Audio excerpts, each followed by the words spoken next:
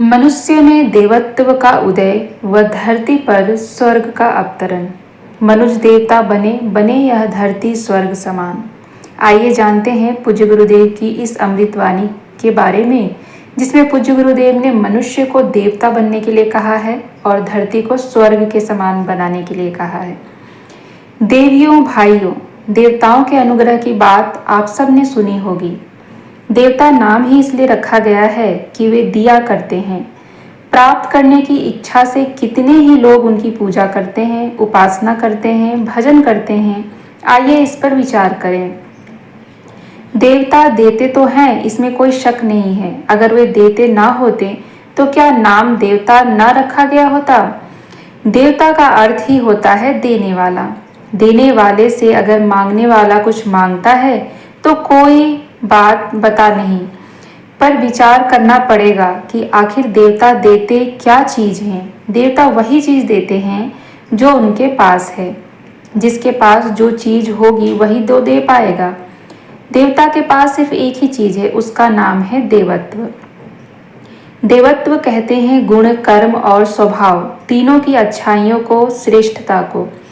इतना देने के बाद में देवता निश्चिंत हो जाते हैं, निवृत्त हो जाते हैं और कहते हैं कि जो हम आपको दे सकते थे हमने वह दे दिया। अब आपका काम है कि जो चीज़ हमने दी है उसको जहाँ भी आप मुनासिब समझें वहाँ इस्तेमाल करें और उसी किस्म की सफलता पाएं। दुनिया में सफलता एक चीज़ के बदले में मिलती है, वह है आदमी का उत्कृष्ट व्यक्तित्व। इससे कम में कोई चीज़ नहीं मिल सकती। अगर कहीं से किसी ने घटिया व्यक्तित्व की कीमत पर किसी तरीके से अपने सिक्के को भुनाए बिना, अपनी योग्यता का सबूत दिए बिना, परिश्रम के बिना, गुणों के अभाव में कोई चीज़ प्राप्त कर ली है तो वह उसके पास ठहरेगी नहीं। शरीर में हजम करने की ताकत न हो तो खुराक आपने खाई है वह आपको हैरान करेगी, परेशान करेगी। इसी तरह संपत्तियों को, सुविधाओं को हजम करने के लिए गुणों का मादा नहीं होगा तो वे आपको तंग करेगी, परेशान करेगी। अगर गुण नहीं है तो जैसे जैसे दौलत बढ़ती जाएगी वैसे वैसे आपके अंदर दोष, दुर्गुण बढ़ते जाएंगे, व्यसन बढ़ते जाएंगे, अहंकार बढ़ता जाएगा और आपकी जिंदगी को तबाह कर देगा। देवता क्या देते हैं? देवता हजम करने की ताकत देते हैं। जो दुनियावी दौलत या जिन चीज़ों को आप मांगते हैं, जो आपको खुशी का बायस मालूम पड़ती है, उन सारी चीज़ों को हजम करने के लिए विशेषता होनी चाहिए। इसी का नाम है देवत्व। देवत्व अगर प्राप्त हो जाता है तो फिर आप दुनिया की हर चीज़ से थोड़ी चीज़ों से लेकर फ़ायदा उठा सकते हैं। अगर वे ना भी हो तो भी काम चल सकता है। ज़्यादा चीज़ें हो जाएं तो भी अच्छा है, यदि ना हो जाए तो भी कोई हर्ज नहीं है। लेकिन अगर आप इस बात के लिए उतावले हैं कि जैसे भी हम पिछड़े हैं वैसे ही बने रहें तो फिर कुछ कहना संभव नहीं है। मनुष्य के शरीर में ताकत होनी चाहिए, लेकिन समझदारी का नियंत्रण न होने से आग में घी डालने, ईंधन डालने के तरीके से वह सिर्फ दुनिया में मुसीबतें पैदा करेगी। देवता किसी को दौलत देने की गलती नहीं कर सकते। अगर देते हैं तो इसका मतलब है कि तबाही कर रहे हैं। इंसानियत उस चीज़ का नाम है जिसमें आदमी का चिंतन, दृष्टिकोण, महत्वाकांक्षाएं और गतिविधियां ऊंचे स्तर की हो जाती है। इंसानियत एक बड़ी चीज़ है। मनोकामनाएं पूरी करना खराब बात नहीं है, पर शर्त एक ही है कि यह किस काम के लिए, किस चीज़ के लिए मांगी गई है। अगर सांसारिकता के लिए मांगी गई है तो उससे पहले यह जानना जरूरी है कि उस दौलत को हजम कैसे कर सकते हैं, उसे खर्च कैसे कर सकते हैं। मनुष्य भूल कर सकता है पर देवता भूल नहीं कर सकते। देवता आपको चीज़ें नहीं दे सकते, जैसा कि मेरा अपना ख्याल है। देवताओं के संपर्क में आने वाले को भौतिक वस्तुएं नहीं मिली। क्या मिला है? आदमी को गुण मिले हैं, देवत्व मिला है। सद्गुणों के आधार पर आदमी को विकास करने का मौका मिला है। गुणों के विकसित होने के पश्चात उन्होंने वह काम किए हैं जिन्हें सामान्य मनुष्य सामान्य बुद्धि से काम करते हुए नहीं कर सकता है। देवत्व के विकसित होने पर कोई भी उन्नति के शिखर पर जा पहुंच सकता है, चाहे वह सांसारिक हो अथवा आध्यात्मिक। संसार और अध्यात्म में कोई फर्क नहीं पड़ता, गुणों के इस्तेमाल करने का तरीका भर है। गुण अपने आप में शक्ति के पुंज हैं, कर्म अपने आप में शक्ति के पुंज हैं और स्वभाव अपने आप में शक्ति के पुंज हैं। इन्हें कहाँ कैसे इस्तेमाल करना चाहते हैं, यह आपकी इच्छा की बात है। सफलता साहसिकता के आधार पर मिलती है। यह एक आध्यात्मिक गुण है। इसी आधार पर योगी को भी सफलता मिलती है, तांत्रिक को भी और महापुरुष को भी। हर एक को इसी साहसिकता के आधार पर सफलता मिलती है। वह डाकू क्यों ना हो, आप योगी हैं तो आप अपनी हिम्मत के सहारे फायदा उठाएंगे। नेता है, महापुरुष है तो भी इसी आधार पर सफलता पाएंगे। यह एक दैवी गुण है, इसे आप अपनी इच्छा के अनुसार इस्तेमाल कर सकते हैं। यह आप पर निर्भर है। इंसान के भीतर जो विशेषता है वह गुणों की विशेषता है। देवता अगर किसी आदमी को देंगे तो गुणों की विशेषता देंगे, गुणों की संपदा देंगे। गायत्री माता जिसकी आप उपासना करते हैं, अनुष्ठान करते हैं, अगर कभी कुछ देगी तो गुणों की विशेषता देगी। गुणों से क्या हो जाएगा? गुणों से ही होता है सब कुछ। भौतिक अथवा आध्यात्मिक जहाँ कहीं भी आदमी को उन्नति मिली है केवल गुणों के आधार पर मिली है। श्रेष्ठ गुण न हो तो न भौतिक उन्नति मिलने वाली है, न आध्यात्मिक उन्नति मिलने वाली है।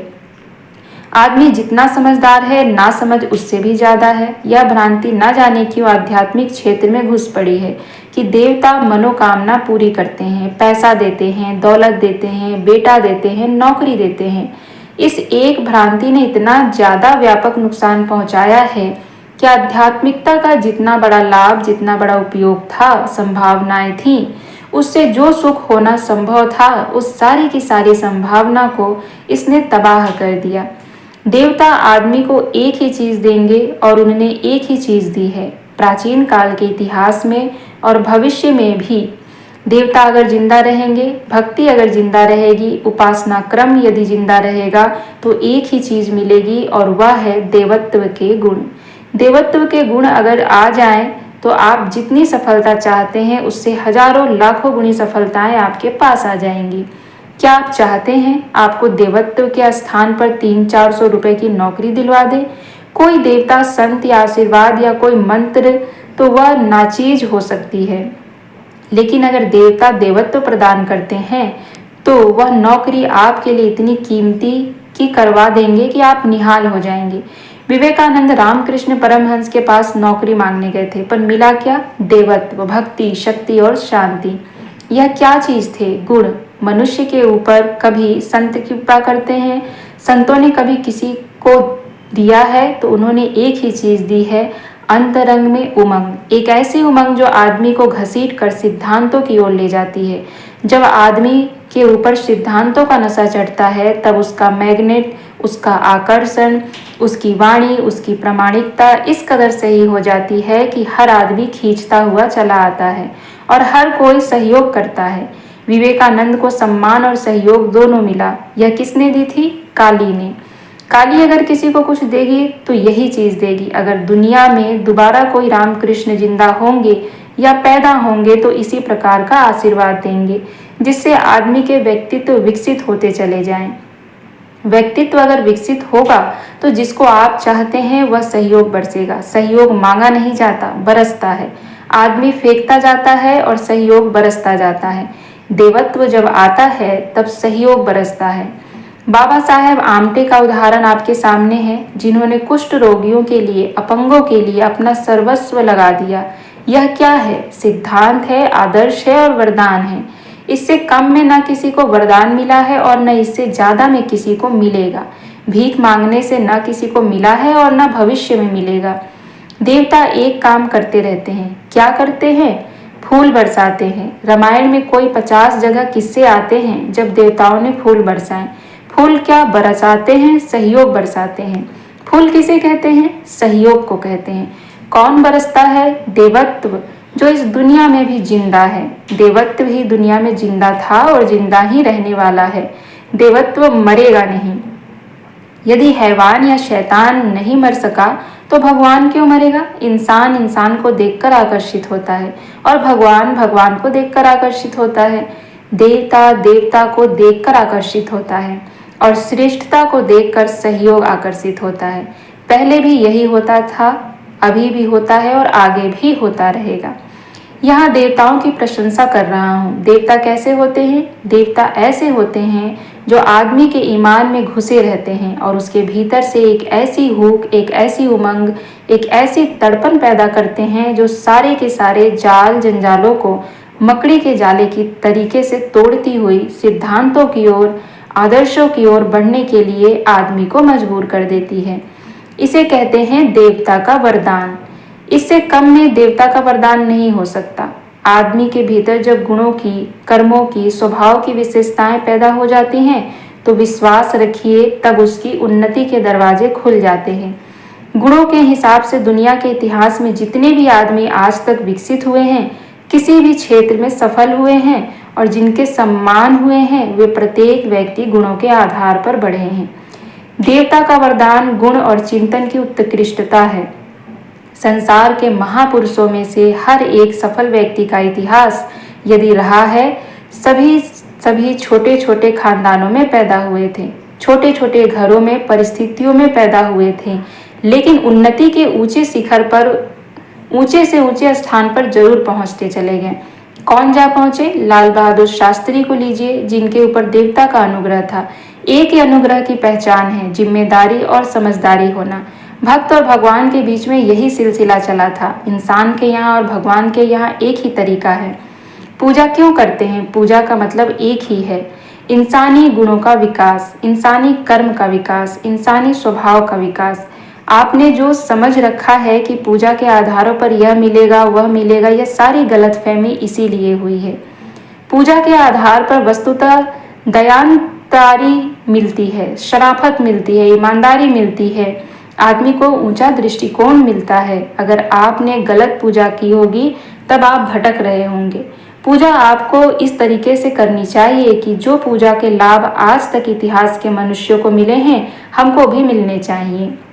हमारे गुणों का विकास, कर्म का विकास, चरित्र का विकास और भावनाओं का विकास होना चाहिए। देवत्व इसी का नाम है। देवत्व अगर आपके पास आएगा तो आपके पास सफलताएं आएगी।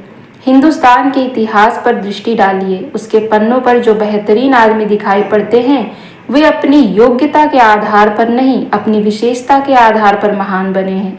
महामना मालवीय जी का उदाहरण सुना है आपने? कैसे शानदार व्यक्ति थे वे। उन पर देवताओं का अनुग्रह बरसा था और छोटे आदमी से वे महान हो गए। मित्रों, भगवान जब प्रसन्न होते हैं तो वह चीज नहीं देते जो आप मांगते हैं। फिर क्या चीज देते हैं? वह चीज देते हैं जिससे आदमी अपने बलबूते पर खड़ा हो जाता है और चारों ओर से उसको सफलताएं मिलती हुई चली जाती है। सारे के सारे महापुरुषों को आप देखते चले जाइए। कोई भी आदमी दुनिया के पर्दे पर आज तक ऐसा नहीं हुआ है जिसको दैवी सहयोग न मिला हो, जिसको जनता का सहयोग न मिला हो, जिसको भगवान का सहयोग न मिला हो। ऐसे एक भी आदमी का नाम आप बतलाइए जिसके अंदर से विशेषताएं पैदा ना हुई हो, जिनसे आप दूर रहना चाहते हैं, जिनसे आप बचना चाहते हैं, जिनके प्रति आपका कोई लगाव नहीं है। वे चीजें जिनको हम आशीर्वाद, आदर्शवाद कहते हैं, सिद्धांतवाद कहते हैं। दुनिया के हिस्से का हर आदमी जिसको श्रेय भी मिला है, धन भी मिला है, जहाँ आदमी को श्रेय मिलेगा वहीं उसे वैभव भी मिले बिना रहेगा नहीं। संत गरीब नहीं होते, वे उदार होते हैं और जो पाते हैं खाते नहीं, दूसरों को खिला देते हैं। देवत्व इसी को कहते हैं। आदमी के भीतर का मादा जब विकसित होता है तो बाहरी दौलत उसे के नज़दीक बढ़ती चली जाती है। उदाहरण क्या बताऊं? प्रत्येक सिद्धांतवादी का यही उदाहरण है। उन्हीं को मैं देव भक्त कहता हूँ, देवोपासक उन्हीं को मैं कहता हूँ। उन्हीं की देव भक्ति को मैं सार्थक मानता हूँ जो अपने गुणों के आकर्षण के आधार पर देवता को अपने आकर्षण में खींच सकने में समर्थ हुए। आपकी भाषा में कहूँ तो देवता जब प्रसन्न होते हैं तो आदमी को देवत्व के गुण देते हैं, देवत्व के कर्म देते हैं, देवत्व का चिंतन देते हैं और देवत्व का स्वभाव देते हैं। यह मैंने आपकी भाषा में कहा है। हमारी परिभाषा इससे अलग है। मैं यह कह सकता हूँ कि आदमी अपने देवत्व के गुणों के आधार पर देवता को मजबूर करता है, देवता पर दबाव डालता है, उसे विवश करता है और यह कहता है कि आपको हमारी सहायता करनी चाहिए और सहायता करनी पड़ेगी। भक्त इतना मजबूत होता है जो भगवान के ऊपर दबाव डालता है और कहता है कि हमारा ड्यू है, आप हमारी सहायता क्यों नहीं करते। वह भगवान से लड़ने को आमदा हो जाता है कि आपको हमारी सहायता करनी चाहिए। कामना करने वाले भक्त नहीं हो सकते। भक्त शब्द के साथ में भगवान की इच्छाएं पूरी करने की बात जुड़ी रहती है। कामना पूर्ति आपकी नहीं, भगवान की। भक्त की रक्षा करने का भगवान व्रत लिए हैं। योग क्षेमम ब्रह्महयम। यह सही है कि भगवान ने योग क्षेम को पूरा करने का व्रत लिया हुआ है, पर हविस पूरी करने का जिम्मा नहीं लिया। आपका योग और आपका क्षेम अर्थात आपकी शारीरिक आवश्यकताएं और मानसिक आवश्यकताएं पूरी करना उनकी जिम्मेदारी है। आपकी बौद्धिक मानसिक आवश्यकताएं पूरी करना भगवान की जिम्मेदारी है, पर आपकी हविस पूरी नहीं हो सकती। हविसों के लिए, तृष्णाओं के लिए भागिए मत। यह भगवान की शान में, भक्त की शान में, भजन की शान में गुस्ताखी है। सबकी शान में गुस्ताखी है। भक्त और भगवान का सिलसिला इसी तरह से चलता रहा है और इसी तरीके से चलता रहेगा। भक्त मांगते नहीं, दिया करते हैं। भगवान कोई इंसान नहीं, उसे तो हमने बना लिया है। भगवान वास्तव में सिद्धांतों का समुच्चय है, आदर्शों का नाम है, श्रेष्ठताओं के समुच्चय का नाम है। सिद्धांतों के प्रति, आदर्शों के प्रति आदमी के जो त्याग और बलिदान है, वस्तुतः यही भगवान की भक्ति है। देवत्व इसी का नाम है। प्रामाणिकता आदमी की इतनी बड़ी दौलत है कि जनता का उस पर सहयोग बरसता है, स्नेह बरसता है, समर्थन बरसता है। जहाँ स्नेह, समर्थन और सहयोग बरसता है, वहाँ आदमी के पास किसी चीज की कमी नहीं रह सकती। बुद्ध की प्रामाणिकता के लिए, सद्भावना के लिए, उदारता के लिए लोगों ने उनके ऊपर पैसे बिखेर दिए। गांधी जी की प्रामाणिकता और सद्भावना, श्रेष्ठ कामों के लिए उनकी लगन, उदारता लोकहित के लिए थी। व्यक्तिगत जीवन में श्रेष्ठता और प्रामाणिकता को लेकर चलने के बाद में वे भक्तों की श्रेणी में सम्मिलित होते चले गए।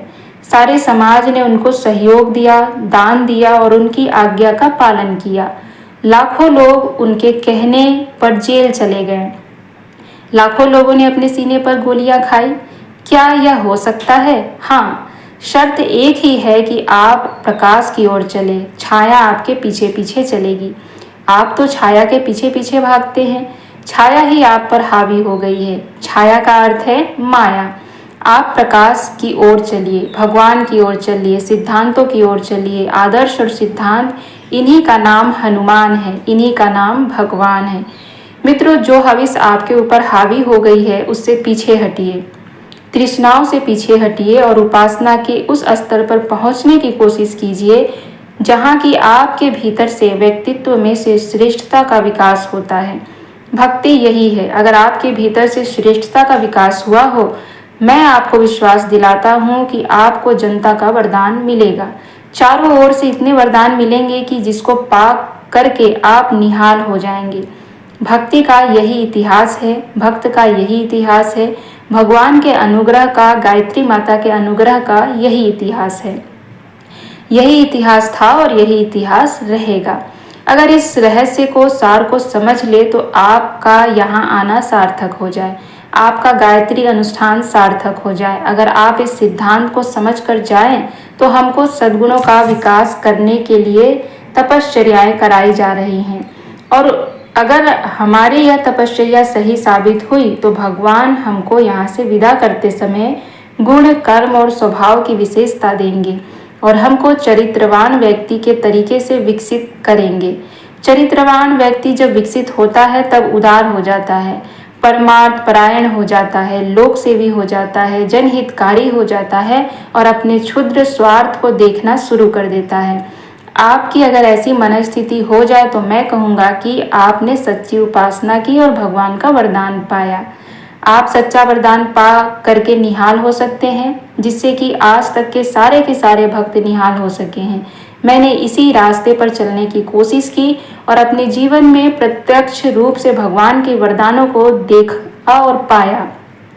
मैं चाहता था कि आप लोग जो इस शिविर में आए हो, जो वसंत के निकट आ पहुंचा है, यह प्रेरणा लेकर जाए कि हम पर भगवान कृपा करें कि हमको श्रेष्ठता के लिए, आदर्शों के लिए कुछ त्याग और बलिदान करने की, चरित्र और श्रेष्ठ उज्जवल बनाने के लिए प्रेरणा भीतर से मिले और बाहर से मिले। अगर ऐसी कुछ प्रेरणा आपको मिले तो उसके फलस्वरूप आप जो कुछ भी प्राप्त करेंगे वह इतना शानदार होगा कि जिससे आप निहाल हो जाएंगे। आपका देश निहाल हो जाए, गायत्री माता निहाल हो जाए, आप निहाल हो जाए, हम निहाल हो जाएं और यह शिविर निहाल हो जाए, अगर आप इस तरह की कुछ प्राप्ति और उपलब्धि कर सकें।